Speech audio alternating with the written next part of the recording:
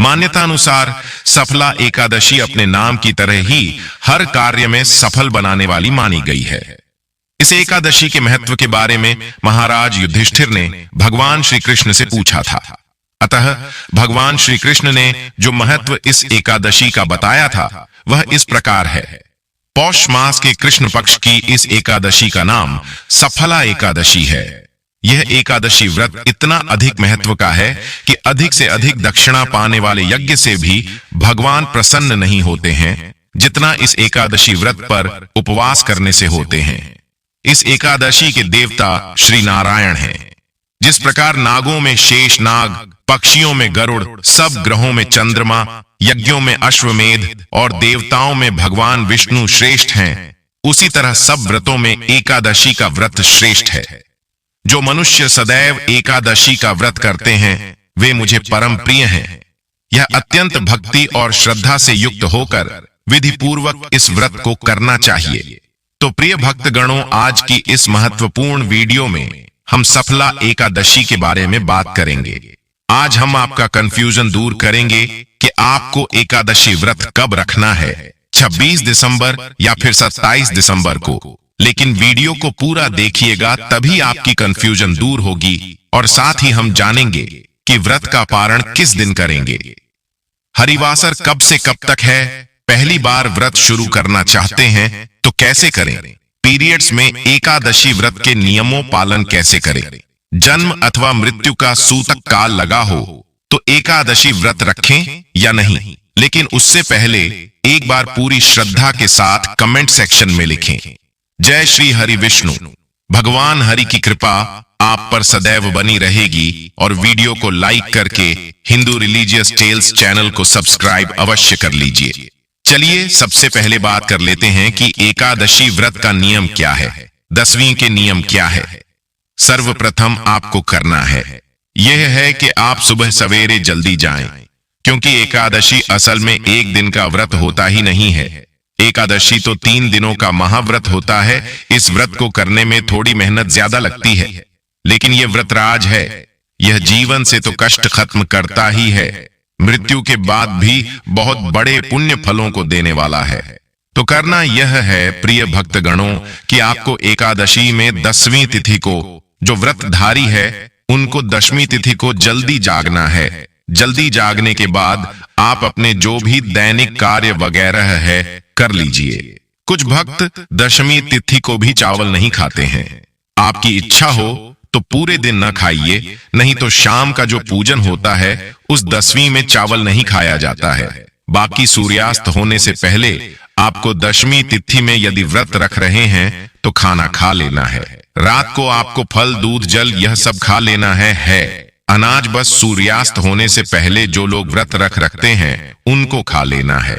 इसके बाद प्रिय भक्तगणों, अब आपको अगली सुबह का इंतजार करना है। अगली सुबह अब आप अपने एकादशी व्रत का पारण करेंगे। पहली बार भी करना चाहते हैं या फिर आप पहले से करते आए हैं तो आपको यही नियम पालन करना होगा। दोस्तों, अगले दिन हम एकादशी व्रत का संकल्प लेंगे। तो एकादशी की जो सुबह होगी, आप सुबह से पहले यानी सूर्योदय से पहले जाग जाएंगे। अपने दांतों को दातुन से साफ करिएगा।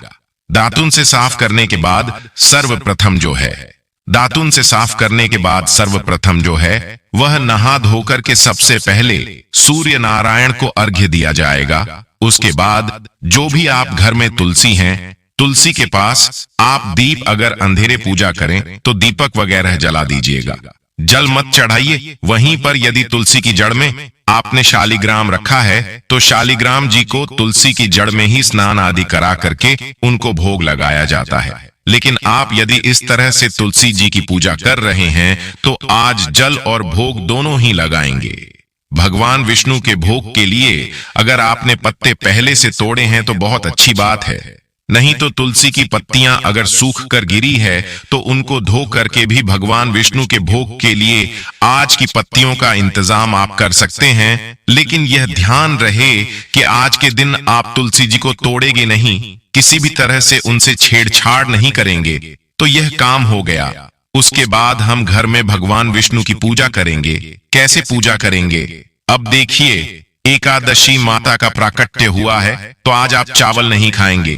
ध्यान रखिए, जो व्रत रखते हैं उन्हें तो यह ध्यान देना है, लेकिन अब जो व्रत नहीं रखते हैं उनको भी 10वीं और एकादशी के दिन चावल नहीं खाना है। इस बात का विशेष ध्यान रखें। उपाय करने के लिए आप बस लहसुन प्याज मत खाइएगा, बाकी सारे उपाय आप कर सकते हैं। तो मैं बात कर रहा था कि आपको यह काम कर लेना है कि भगवान विष्णु की पूजा का भली भांति आप तुलसी जी की पूजा करें। जैसे मैंने बताया, आप दीपक जलाएं, धूप बत्ती जलाएं, लेकिन उनको भोग वगैरह ना लगाइए। उसके बाद लड्डू गोपाल जी, शालिग्राम जी, जो भी स्वरूप है उनकी विधिवत पूजा करेंगे।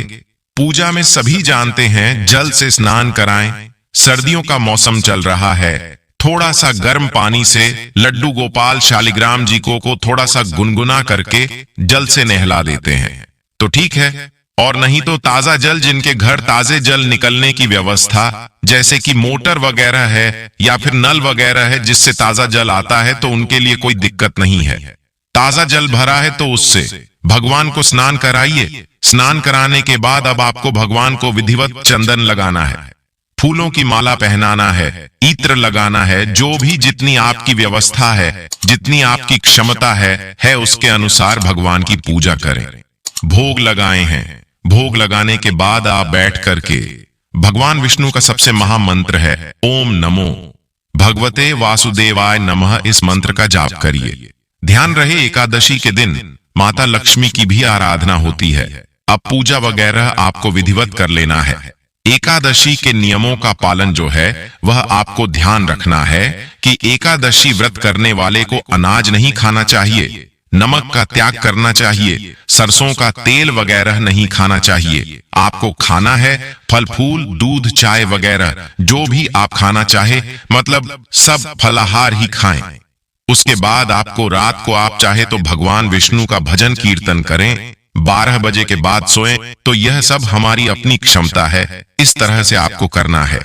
अब हम बात कर लेते हैं पारण की। अब पारण में क्या और कैसे करना है। एकादशी के व्रत को समाप्त करने को पारण कहते हैं। एकादशी व्रत के अगले दिन सूर्योदय के बाद पारण किया जाता है। एकादशी व्रत का पारण द्वादशी तिथि समाप्त होने से पहले करना अति आवश्यक है। यदि द्वादशी तिथि सूर्योदय से पहले समाप्त हो गई हो तो एकादशी व्रत का पारण सूर्योदय के बाद ही होता है। द्वादशी तिथि के भीतर पारण न करना पाप करने के समान होता है। एकादशी व्रत का पारण हरिवासर के दौरान भी नहीं करना चाहिए। जो श्रद्धालु व्रत कर रहे हैं उन्हें व्रत तोड़ने से पहले हरिवासर समाप्त होने की प्रतीक्षा करनी चाहिए। हरिवासर द्वादशी तिथि की पहली 1/4 अवधि है। व्रत तोड़ने के लिए सबसे उपयुक्त समय प्रातःकाल होता है। व्रत करने वाले श्रद्धालुओं को मध्याह्न के दौरान व्रत तोड़ने से बचना चाहिए। कुछ कारणों की वजह से अगर कोई प्रातःकाल पारण करने में सक्षम नहीं है तो उसे मध्याह्न के बाद पारण करना चाहिए। कभी कभी एकादशी व्रत लगातार 2 दिनों के लिए हो जाता है। जब एकादशी व्रत 2 दिन होता है तब स्मार्त परिवारजनों को पहले दिन एकादशी व्रत करना चाहिए। दूसरे दिन वाली एकादशी को दूजी एकादशी कहते हैं। सन्यासियों, विधवाओं और मोक्ष प्राप्ति के इच्छुक श्रद्धालुओं को दूजी एकादशी के दिन व्रत करना चाहिए। जब जब एकादशी व्रत 2 दिन होता है तब तब दूजी एकादशी और वैष्णव एकादशी एक ही दिन होती हैं। भगवान विष्णु का प्यार और स्नेह के इच्छुक परम भक्तों को दोनों दिन एकादशी व्रत करने की सलाह दी जाती है। एकादशी के दिन यदि आपके घर परिवार में जन्म अथवा मृत्यु का सूतक लग जाता है तो ऐसी परिस्थिति में आप एकादशी व्रत तो अवश्य करें। सभी नियमों का भी पालन करें, लेकिन आपको भगवान का स्पर्श या पूजन अर्चन नहीं करना चाहिए। अगले दिन जब आप व्रत का पारणा करते हैं तो सूतक की अवस्था में जल या तुलसी पत्र या फल या फलाहारी वस्तु से व्रत का पारणा कर सकते हैं। यदि आप यात्रा में है या कहीं बाहर है और पूजा पाठ या पारणा की व्यवस्था नहीं हो पा रही है तो आंख बंद करके मानसिक रूप से मन में सभी वस्तु का, सभी विधि का ध्यान करते हुए यदि आप एकादशी व्रत करेंगे तो आपको एकादशी पूजा का, व्रत का पूरा पुण्य प्राप्त होगा। क्योंकि हमारे धर्म ग्रंथों और पुराणों में मानसिक पूजा का भी विधान बताया गया है। और इसी तरह यदि कोई माताएं बहनें मासिक धर्म पीरियड की अवस्था में रहती है तो ऐसी अवस्था में भी उनको व्रत करना चाहिए। व्रत के नियमों का भी पालन करना चाहिए, लेकिन उनको भगवान का स्पर्श या पूजन अर्चन नहीं करना चाहिए। साथ ही जो माताएं बहनें गर्भावस्था में है, गर्भवती है, तो उनको अपने बालक का, अपने शिशु का, गर्भस्थ बच्चे का ध्यान रखते हुए ही एकादशी व्रत करना चाहिए। अच्छी प्रकार से फलाहार करके वह व्रत कर सकती हैं, लेकिन कोई भी इस दिन गलत काम ना करे, किसी भी प्रकार का पाप कर्म बिल्कुल ना करें। सभी तरह से आपको अच्छे मन से पवित्र अवस्था से एकादशी व्रत का नियम विधि विधान से पालन करके ही करना चाहिए। अगर जाने अनजाने में आपसे कोई त्रुटि हो जाती है, गलती हो जाती है, तो प्रभु से आप क्षमा याचना अवश्य कर लीजिएगा। प्रभुत्व कृपा निदान है, दयालु है, आपको क्षमादान अवश्य ही प्रदान करेंगे। आइए अब जान लेते हैं सफला एकादशी कब है। लेकिन उससे पहले अभी तक आपने वीडियो को लाइक नहीं किया है तो वीडियो को लाइक करके कमेंट सेक्शन में जय श्री हरि विष्णु अवश्य ही लिखें। प्रिय भक्तगणों, इस वर्ष 2024 में सफला एकादशी 2 बार आई थी। एक थी जनवरी में और दूसरी आ रही है इस बार दिसंबर मास में। इस बार पौष मास के कृष्ण पक्ष की सफला एकादशी आ रही है। 26 दिसंबर 2024 गुरुवार के दिन एकादशी तिथि आरंभ हो जाएगी। 25 दिसंबर को रात 10:29 पर और पूरी होगी। 26 दिसंबर मध्य रात्रि 12:43 पर यानी रात को 12 बजे के बाद 27 तारीख शुरू हो जाएगी। इस प्रकार हम देख सकते हैं कि इस बार की एकादशी तिथि सुबह सूर्योदय से लेकर मध्य रात्रि तक संपूर्ण दिन में विद्यमान रहने वाली है और इसीलिए हम इस दिन यानी 26 दिसंबर 2024 गुरुवार के दिन ही सफला एकादशी का पालन करेंगे। इस बार के एकादशी स्मार्त और वैष्णव गृहस्थ या ब्रह्मचारी सभी के लिए एक ही दिन में है और वह है 26 दिसंबर 2024 को। चलिए अब देखते हैं इस दिन के शुभ मुहूर्त कौन कौन से हैं। 26 दिसंबर को प्रातः ब्रह्म मुहूर्त का समय रहेगा 5:47 और सूर्योदय होगा 7:23 पर। इस दिन प्रातः काल में पूजा का समय आप ब्रह्म मुहूर्त से आरंभ करके सूर्योदय तक कर सकते हैं, यानी प्रातः 5:47 से लेकर 7:23 के बीच में संध्या काल की पूजा का समय रहेगा। शाम 5:32 से लेकर 6:54 तक सूर्यास्त का समय है। शाम 5:32 पर और चंद्रोदय होगा 3:59 पर। इस दिन राहु काल का समय रहेगा दोपहर 1:39 से लेकर 2:57 के बीच में। इस समय के दौरान आप भगवान की पूजा अर्चना नहीं कर सकते, लेकिन इस समय में आप हरे कृष्ण महामंत्र का अधिक से अधिक जप कर सकते हैं और विशेषकर भगवत गीता या श्रीमद् भागवत ग्रंथों का अध्ययन कर सकते हैं। इस दिन अभिजीत मुहूर्त का समय है। दोपहर 12:01 से लेकर 12:43 के बीच में विजय मुहूर्त रहेगा। दोपहर 2:05 से लेकर 2:47 के बीच में और अमृतकाल रहेगा। प्रातः 8:20 से लेकर 10:07 के बीच में इस बार की एकादशी में विशेष सुकर्मा योग भी बन रहा है। वैदिक हिंदू ज्योतिष शास्त्र के अनुसार सुकर्म योग हमारे जन्म के अच्छे कर्म, सदाचार और जीवन में अनुकूल परिणामों का प्रतीक होता है। यह योग हमें जीवन में सफलता, आशीर्वाद और समृद्धि प्रदान करने में सहायक बनता है और इस बार यह सुकर्म योग एकादशी के दिन रात्रि में 10:24 तक रहने वाला है।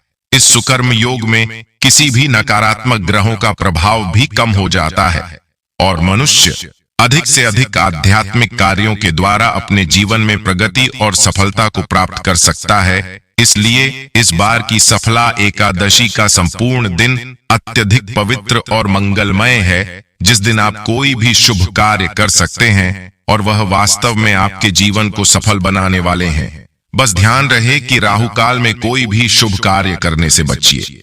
चलिए अब देखते हैं द्वादशी के दिन के शुभ मुहूर्त और एकादशी व्रत पारण के विषय में इस बार द्वादशी तिथि का आरंभ हो रहा है 27 दिसंबर 2024 शुक्रवार के दिन मध्य रात्रि 12:43 से और पूर्ण होगी 28 दिसंबर 2024 शनिवार के दिन मध्य रात्रि 2:26 पर 27 दिसंबर को प्रातः ब्रह्म मुहूर्त का समय है 5:47 पर और सूर्योदय होगा 7:23 पर। द्वादशी के दिन यानी 27 दिसंबर 2024 शुक्रवार को एकादशी व्रत पारण करने का समय रहेगा सुबह 7:23 से लेकर 10:46 के बीच में। एकादशी का पारण निर्धारित समय के अंदर ही करना अत्यंत आवश्यक है और ऐसा न करने से व्यक्ति का एकादशी व्रत पालन फल नष्ट हो जाता है और इसीलिए ध्यान से निर्धारित पारण समय के अंदर ही एकादशी व्रत का पारण कर लेना चाहिए।